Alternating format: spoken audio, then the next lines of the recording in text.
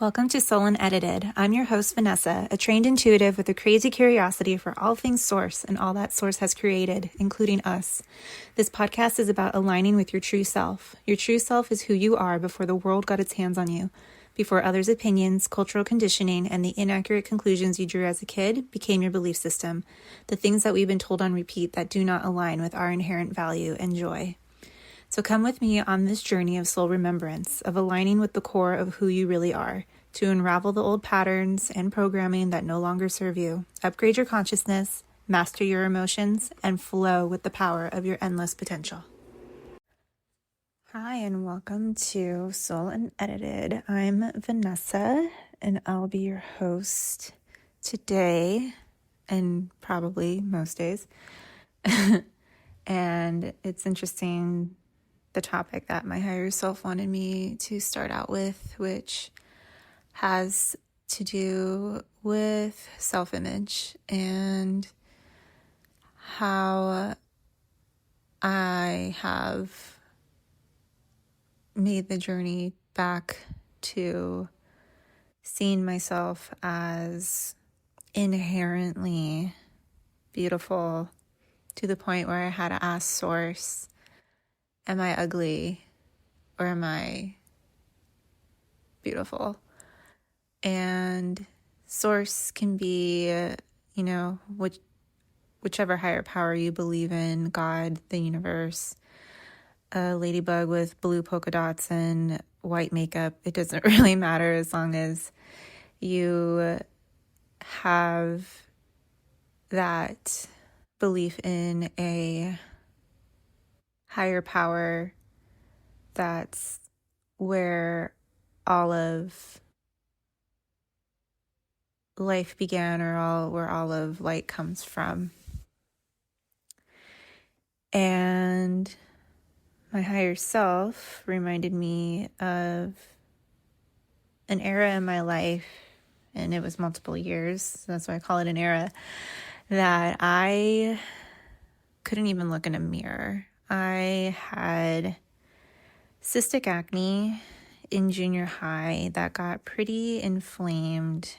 To me, the way I remembered it, or really misremembered it, because you can get to a point where we've rewritten a memory so many times that it's highly inaccurate, and it happens much faster than we think. To me, it was like disfiguring because it was down both sides of my cheeks, like little mountain ranges. I wouldn't let anyone take photos of me. The only ones you'll really find from that time in my life are mostly yearbook photos, or anytime someone snapped one really quick of me, because I told them I didn't want them to do it. And then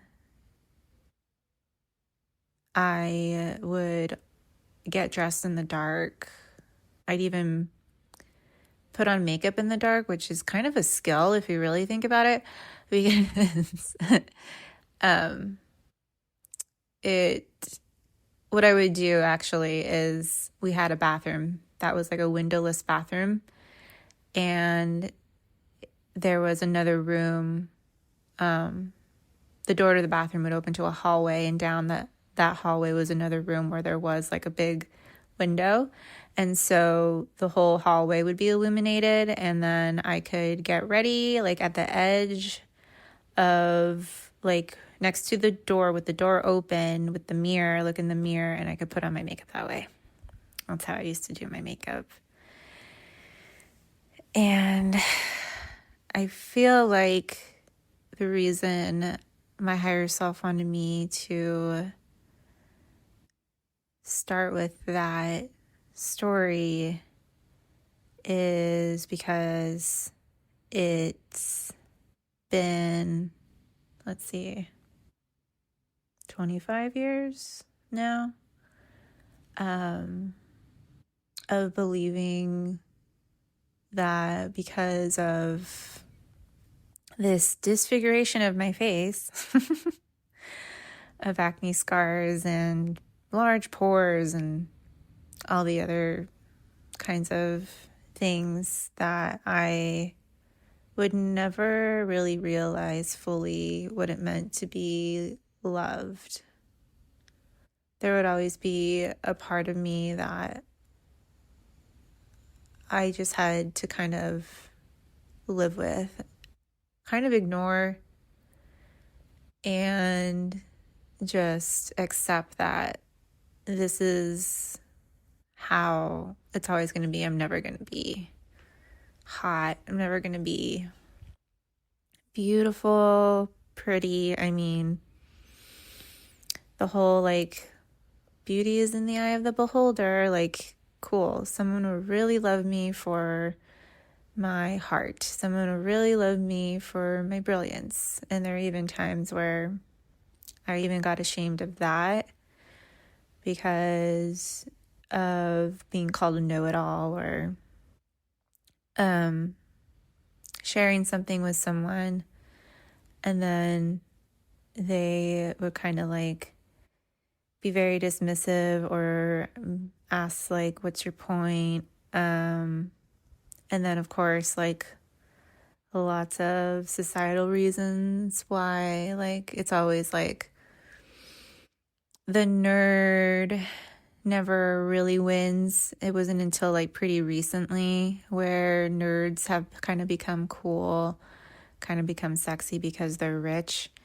So then it was like, oh great, now not only am I really, really smart and really, really ugly, I'm also poor. So I'm never going to be attractive.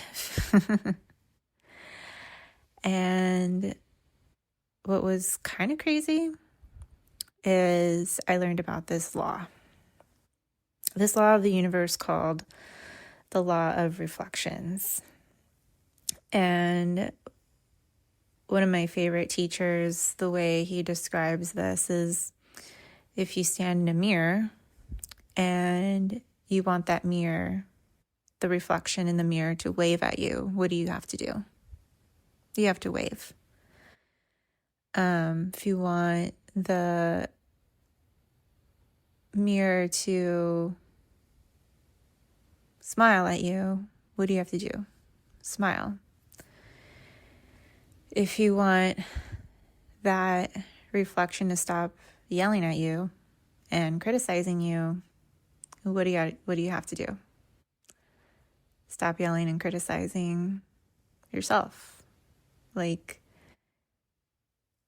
and this is kind of what my conversation with Source ended up being, was once I developed my intuition, which is something else I'll go more into depth later. But essentially, everyone is inherently intuitive. We just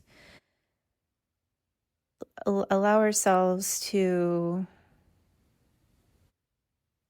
be a little bit desensitized to that inner voice that knows, that heart knowing. It's not an emotional knowing like some people call it following your gut, but this is even more nuanced than that. It's the part of you, the true self, that emanates from just to the right of your heart. And there's an inner knowing from that voice of who you really are as a child of God, a mini source of a being that is born of and from the purest light that exists. That voice. And it gets a kind of shut down or shut off, but never disconnected. And through rekindling that relationship and developing the intuition again, that allowed me to speak with my higher self, which the higher self really is you, just the you that kind of knows everything, or does know everything. They know everything about you. They have access to source, to all of your energies and all of the energies, the helpful energies that are here to support you and guide you. All of your soul contracts, all of your Akashic records, all of these kinds of things. And between my higher self and source and the law of reflections, I kind of had this little realization, like, well, I mean, source kind of just told me straight up, just like, you can't be ugly. I'm like, what? It's an impossibility for you to be ugly. And I was like, I don't understand. It's just like, what? And I realized that if the law of reflections is true, and I have to wave for someone to wave back, then the absolutely only time that anyone or anything could call me ugly is if I was doing it. And not only that, I realized, like, nobody has ever really verbally called me ugly. In fact, more people complimented me than insulted me. There was a time once where someone I was dating, like, grabbed the side of my belly and, like, moved it around. But then when I actually looked at the accuracy of that memory, because in my mind it was him saying, like, you're too fat. And that you're not appealing to me anymore because you're carrying this extra weight. And it wasn't that. It was almost like he was showing me an insecurity of himself, of not feeling attractive himself. And it was almost like, I want to be able to, like, reach out to you, but I don't know how. You know how, like, little kids, when they, like, flirt with each other, they, like, pull the girl's hair, or they flick each other or hit each other or whatever. It was kind of more like that than what I remembered it as. So not only was I wrong about that memory, Source started to show me all these, like, times that someone told me I had beautiful skin. Someone said how stunning I was. And it was really funny because recently I had a client where she was talking about my energy and the read that I did for her to help her with what was going on for her. She was like, all of your deliciousness, so yum. And then I jokingly was like, yay, I'm food. And then she was like, yes, you're like a whole taste profile. And then another thing too, of realizing, like, if everything is a mirror to our energy, that anything I've ever found the beauty in it or is beautiful to me, the way the sun cascades through the leaves of a tree, the bougainvilleas that I can see from my backyard, the way that a bird flies, or the little duckling swims or, like, bathes itself for the first time, a turtle popping out of water, the flowers that I walk past in my neighborhood, just all the beauty that surrounds me is actually a reflection of me. It has to be, because of this law. And there's two fundamental forces that also back up this whole thing that Source was telling me. I was like, sure. Then how, because to me, I was like, well, everything has a yin and a yang, doesn't it, Source?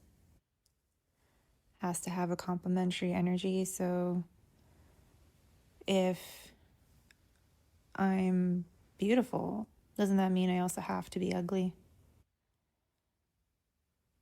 And Source like just kind of chuckles and he's like, well, you can be completely beautiful. And then the thoughts that you have that you're not, those are ugly. I'm like, okay, okay. Because I am not one of those manifestation girlies, okay? Like the whole like attracts like stuff that was going around for years, The Secret or whatever. Like to me, it was like, how on earth does that make sense? Because this world is built off of balance. It's built off of spin. Everything that has a spin, there has to be, according to like the Newton's third law of motion, everything has to have a mutual force. Everything that has a reaction has to have an equal and opposite. Everything that has an action needs to have an equal and opposite reaction, excuse me. And it's actually the two fundamental forces, gravity and electromagnetism, that actually makes up reality. So gravity is what's pulling alike things together.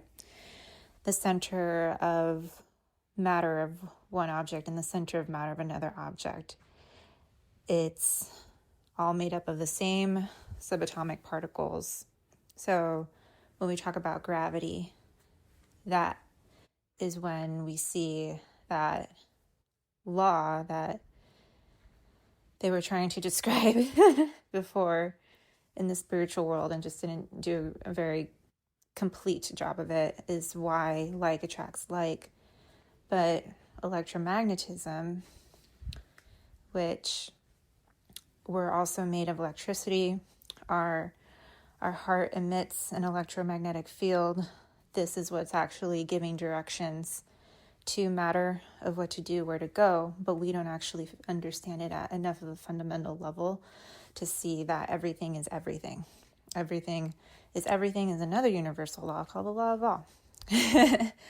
And because of the world being built on spin, there's also a law of balance where everything has an equal amount of positive attributes as it does negative attributes, which gives birth to other universal laws, such as the law of both, which is essentially that for however many positive attributes you see in something, there has to be the equal number of negative aspects, negative attributes. And with Newton's third law of motion, what I didn't realize with this about, and this is can also be called the law of opposing forces, is it's a supportive energy. Because when a swimmer wants to propel themselves forward, they push against a wall, right? The wall of the swimming pool to propel themselves forward. So that wall is providing that opposite force to send them in the direction they want to go. Same thing with a book resting on a table. That book is being supported by an opposite force that keeps it on that table, while the book's weight is pushing down on the table is pushing up to keep it in place. And so the universe is actually supporting us at all times, no matter what. And we cannot be anything that we are not. And so wouldn't that mean, Vanessa, that if something's beautiful, it also has to have an equal amount of ugly, like something displeasing to the senses, something that makes it so like it's balanced? And this is what I discovered was it wasn't that I needed to find out why I was also ugly. It was seeing why being beautiful all the time is not always a positive. That there can be negatives to it. For flowers, they get picked. Once they get picked, they die. When it comes to people, we can set expectations on people who we see as beautiful, that they're supposed to be nice, that they're supposed to allow people to be in their energy all the time, that they always have to be on, they always have to be this or that. And that can be really exhausting. Or, make that person feel like I can't have a bad day because people expect me to bring them happiness or bring them something. When people can't see their own beauty, they're drawn to other beautiful things because the thing that they crave and they think that they can't find from within themselves, they believe the low frequency teachings, I'd even say absent of light teachings, that everything you need comes from outside of you, which is not true. But because they have heard that message over and over and over again on repeat, they look for this beauty outside of themselves. And that was kind of when I was like, oh, so being beautiful isn't going to give me these feelings of acceptance, of everything's perfect, of being seen or any of these things. It can actually bring things that aren't so good. And that is when I was like, okay, Source, I can buy into this. I can I can see what you're seeing. And that was kind of the point, was seeing myself the way that Source sees me. And that's kind of the point of this podcast, is like showing you and teaching you through the application of the universal laws of how Source sees you. And ultimately, if Source sees you in this way, without any conditions, without any expectations, then who are we to say or argue with that? I mean, I argue with Source all the time. Like, do not get me wrong, and he will not smite thee with his rage, okay? Like, there's actually positives and negatives to rage, right? It can get somebody to move. It can motivate someone. If you think you're going to get struck by lightning, then maybe you won't stay in one place for too long. And other times it is smarter to stay where you are, right? Or there are also benefits of waiting and patience and all those things. And that's the whole thing, is like arguments can be made for both. And the whole thing is like, what people think is we have to make something good, all good, or we have to make something all bad. Very black and white thinking. I used to think this way about how God worked because of a lot of the teachings that I was exposed to. Everything was very black and white. Everything either fell in the good category or the bad category. Now it's going to be judged according to whichever category I had more of. And then I discover that everything actually has both.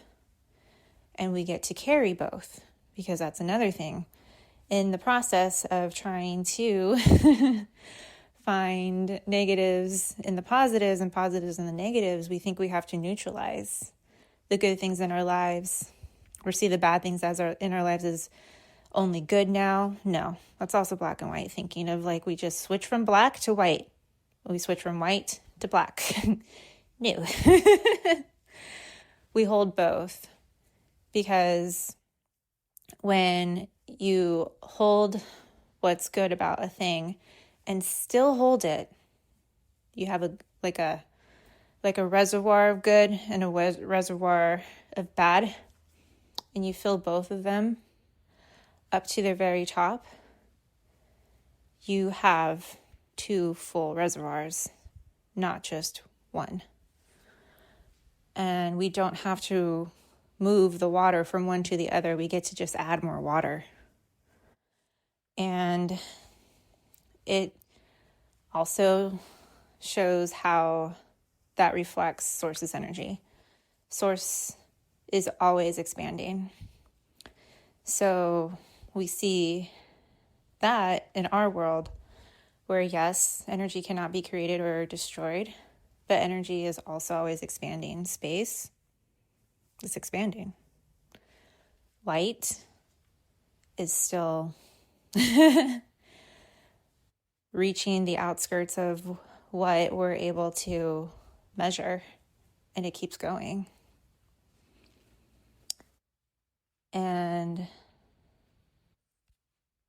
our emotions are a big component of what we create and what gets a pause on what we create. Because unless you can feel it, really feel in your heart what's true about you is true, it's never really going to have the oomph. It's never going to really give it that life until you feel beautiful from the inside, completely. Not just from the things around you, even though it is a reflection of your energy, but the strength of that comes from how you feel about you. And that ultimately, the underlying foundational principle of that is unconditional self-love, and seeing yourself the way that Source sees you. And so I'll end it with this. Kind of threw a lot of stuff that I'll be unraveling and unfolding over the next several podcasts.